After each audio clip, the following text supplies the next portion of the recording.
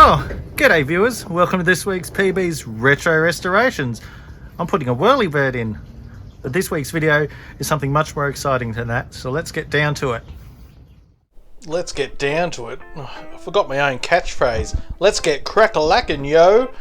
Anyway, this week I'm building this Aoshima 1973 Nissan Skyline coupe. I'm going to have a bit of fun with it. I haven't built an Aoshima kit before. The parts are all individually bagged and they're really nice and clean and crisp.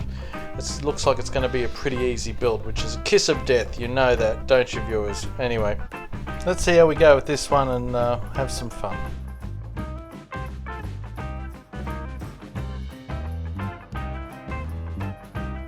So this is the curbside kit.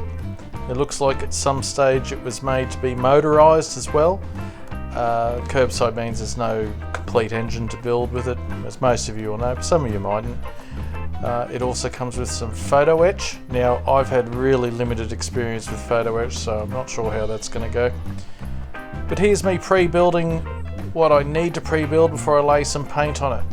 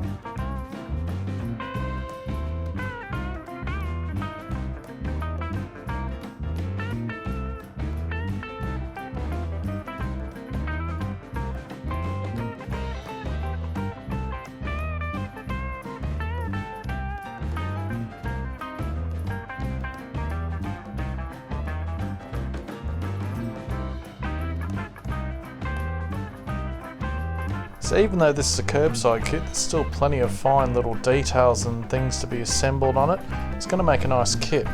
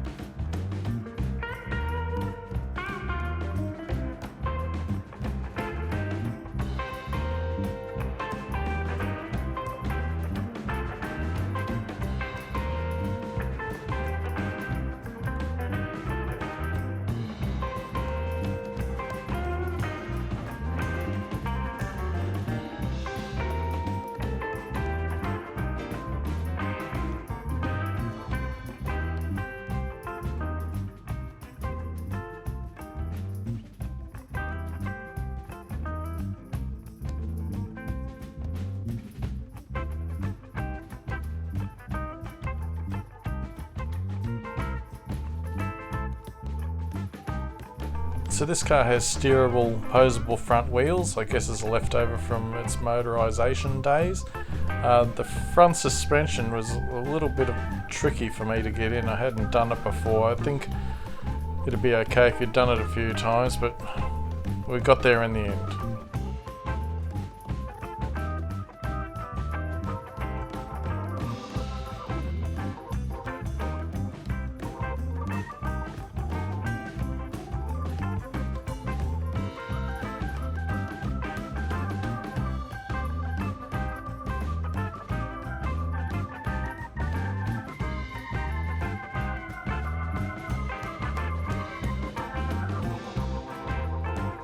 So these little suspension pieces that went on over the top, the ones I'd sprayed gloss black, they put up a little bit of a fight. I couldn't quite get them in the right positions, and it took a fair bit of finadoodling to get them on there. But again, that's from my inexperience of building this kit, not any fault of the kit.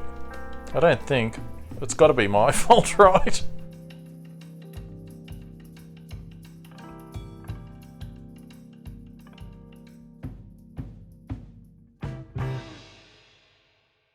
So veterans of this kit will see me putting super glue in the spot that I'm not supposed to put super glue on, but I did realise it before it was too late, and as I was snapping it in I thought, so I got a cotton bud and tried to clear it out, and it's kind of okay. I'm not going to be playing with it anyway.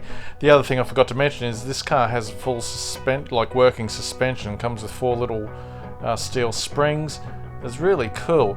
And quite sturdy too, but yeah, if I ever build this kit again, and I think I will, I'll be better equipped next time.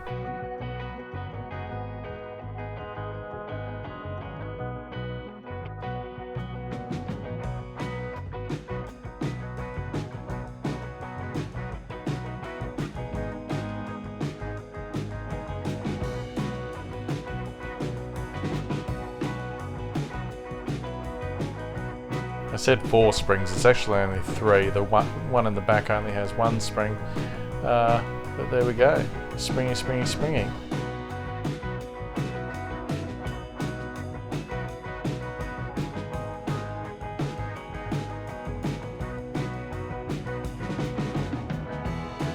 So it's actually got a battery compartment, again a leftover from its days as a motorised vehicle, and I probably didn't need to install this battery box, but I did because it was on the instructions, and towards the end of the build it would cause me some grief, and I probably should have just taken the whole thing out, but anyway.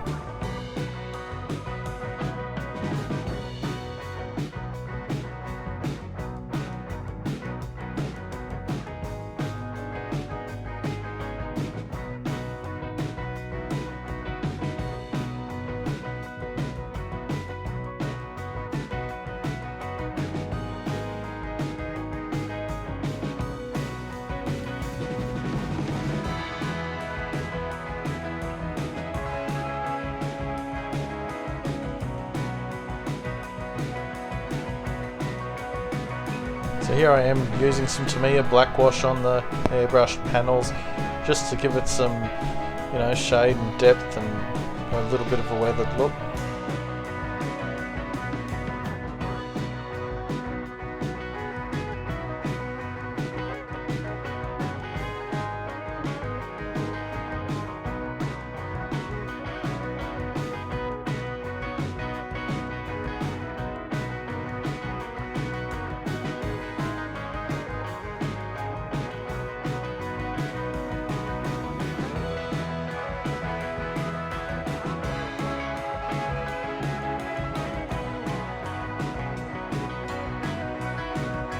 So despite having photo etch and lots of other things, I couldn't, you'll probably make a liar out of me, but there were no dash gauges, which suits me because 9 times out of 10 they're a pain. So I just coloured them in and did the chrome rings by hand, and I liked the outcome.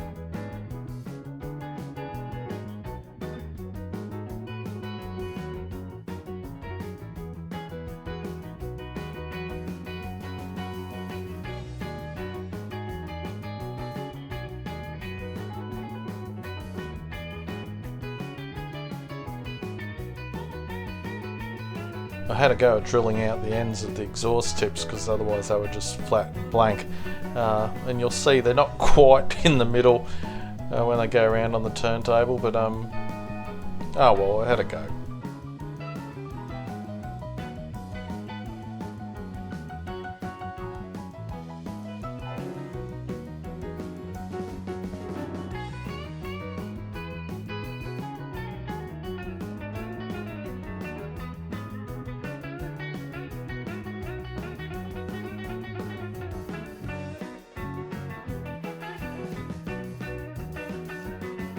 So I'm also going to scrape off. It has really finely detailed Skyline badges and everything. They're really nice, but because of the photo etch that's included, I thought, well, I better get rid of them, otherwise I'll never get them to stick down properly.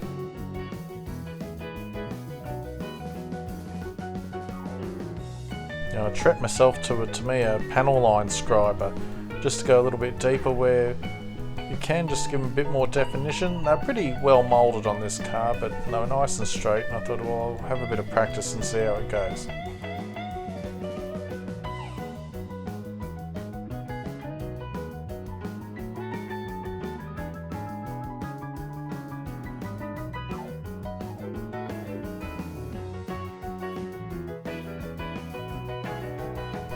So once it's been primered with Tamiya primer again, I'm using SMS Colors Orange, because when I was at high school, I can't remember the teacher's name, but he had one of these Skylines and it was this awful orange colour. It wasn't a GTR or anything, it was just a stock standard Skyline, and started thinking about that, gave me some ideas for the direction of this build. To be continued.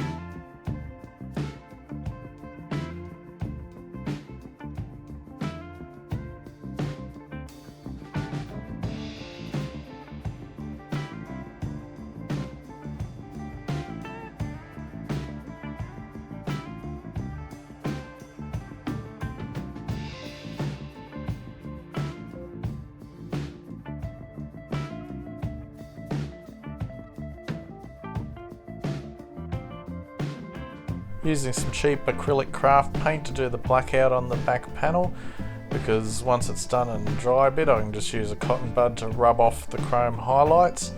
And it works pretty well for me. I've got to work on my techniques.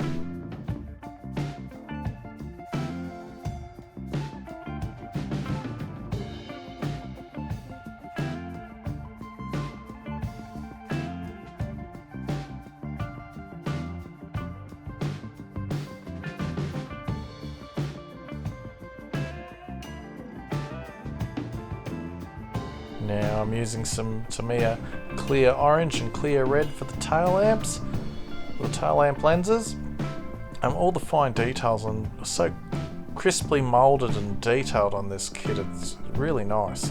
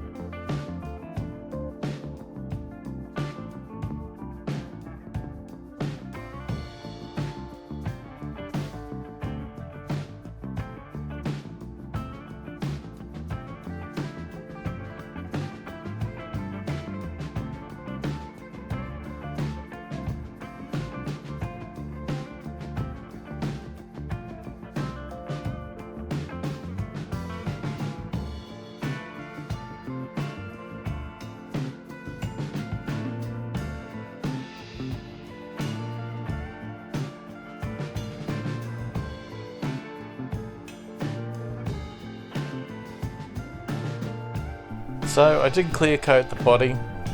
I accidentally used my matte finish clear coat instead of my gloss, but I was showing Mrs. PB and she kind of liked the look, and I kind of thought so too, so I soldiered on. Here I'm masking off for the chrome. I remembered I had a bottle of all-clad chrome that I used to use all the time, so I dug that out. It involves a black base coat like the Molotov, and it's more of a realistic aluminium finish rather than a toy-like chrome. So I couldn't remember why I'd stopped using it, and I laid on the black base coat. I didn't use the black all-clad. I just thought black paint will do. It doesn't. I didn't get a real good finish here out of the all-clad, so this is where I started to go for a weathered look again to hide my model building incompetence.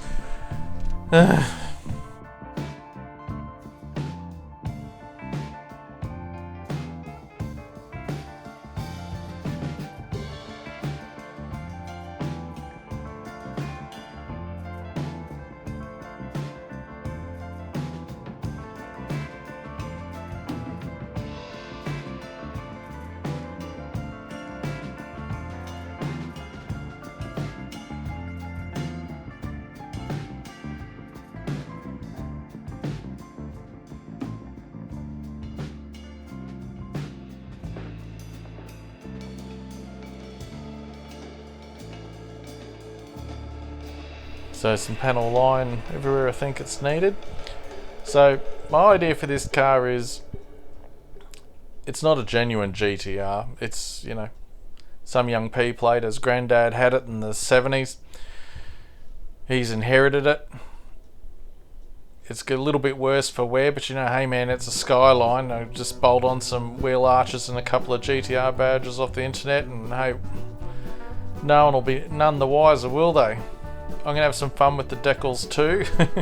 A little mix of, you know, the P-plater world and Granddad's world. But anyway, we'll get to that.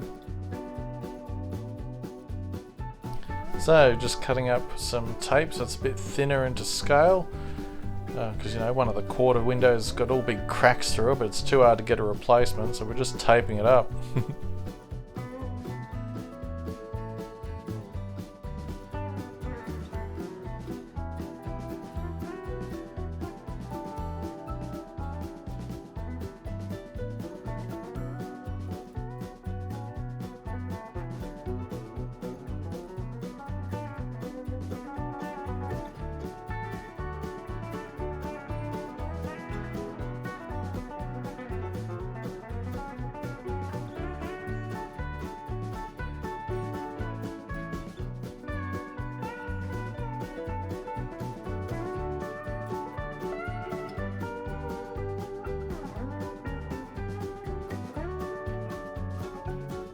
And again, I guess because this was designed to be open so you could change the batteries, the interior door panels actually stick to the body and then you put the base inside. I haven't built a model like this one before.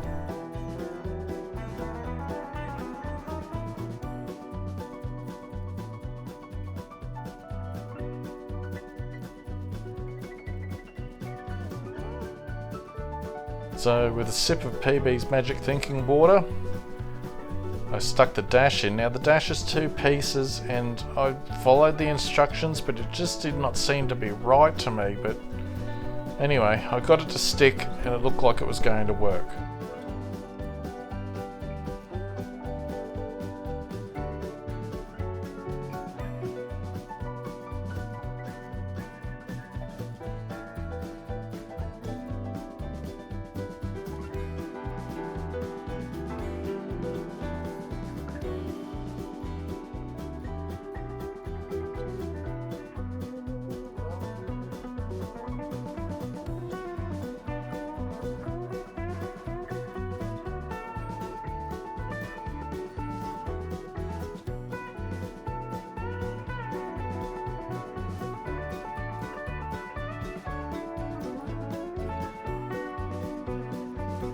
Okay, so time to put the body on the base, and this is where it started to go funny for me. It would not go on, and it was a bit tricky to get it on in the first place, but it wasn't sitting quite right.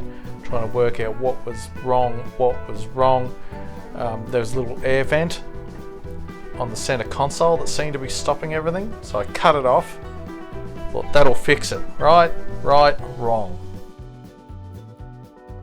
Sticking the dashboard in again after I snapped it out, trying to solve the other issue. Still won't go on properly. I'm like starting to crack it and having a look. It turns out it was the battery box. So rather than just remove the whole battery box, because I thought for some reason it might be part of the structure, I just cut it with me sprue cutters and snapped that piece out. And it might be nasty, but it solved my problem, and you can't see it, so we're all winners, right? Right.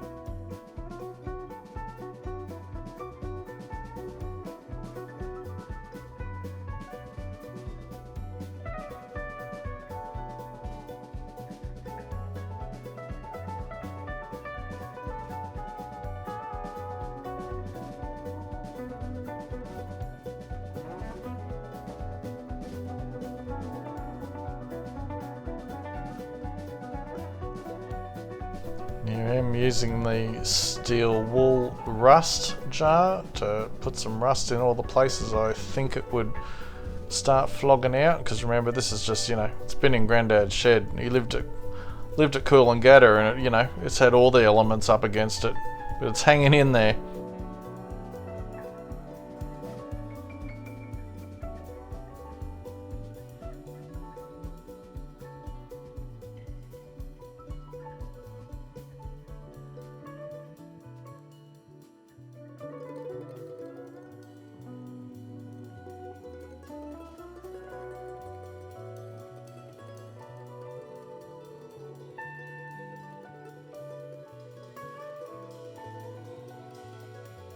I imagine they make a special tool for cutting these photo etch pieces, but I don't have it, so I may do it and ruined one of my Stanley knife blades. But I'm going to cut one of the badges in half and have a bit of fun, make it look like a, half the badge has been busted off. Put a couple of pinholes in it, and, good times and laughs will ensue, no doubt.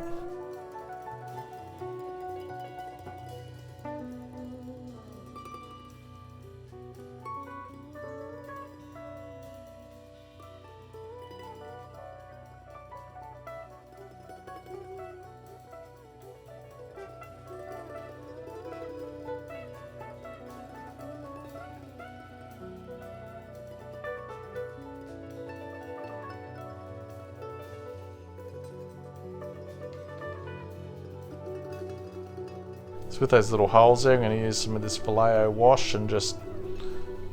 I know I'm not a detail master yet, but I thought it would help. I thought it would look a bit better.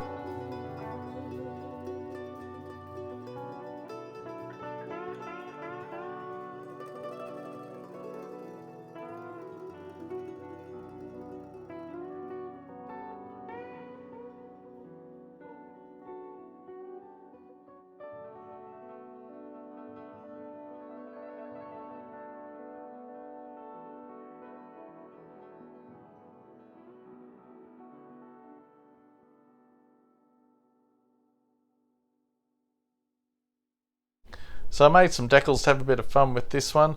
Got P plates on it. I made a Joe for PM and 4GG, a Gold Coast radio station. His grandson probably doesn't even know who Joe was, but anyway, it's still got the Queensland Rego sticker from 1978 on it. And I made some peekers. You know what peekers are, viewers? I didn't know what peekers were, but I knew that they, you know, the young people like having them on their cars. They're those stickers that look like characters peeking over your windowsills. Anyway, to get them working on, because I can't white print decals, so what I do is I put a set of the decals on, I colour them in with my white pen, and then I lay a second decal over the top. It's not great, but it's alright. It works okay for me.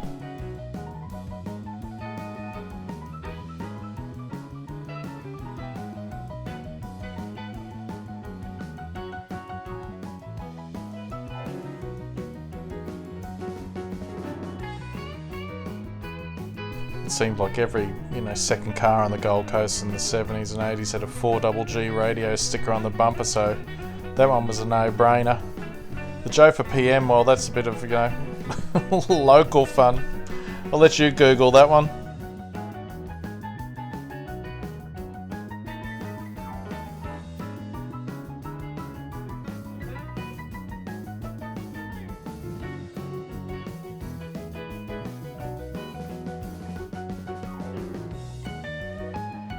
So with that final wing mirror in place and not falling off, we're done. So here we are with Granddad's old regular Nissan Skyline that his grandson inherited, and he's tried to tart it up with some GTR wheel arch mouldings and GTR badges, try and fool someone into thinking it might be a real GTR. He's never heard of Joe for PM or 4GG. He probably should have cut the rust out of it before he bought Sailor Moon and Kirby stickers to put all over it. He's still got that 1978 Queensland Rego sticker on the front, but it's alright, he's proud of it. You know, if he smashes it, it's not going to matter. Department of Transport will probably get it before it gets off the road. Anyway, I hope you really liked this one, everybody. I had a lot of fun doing it.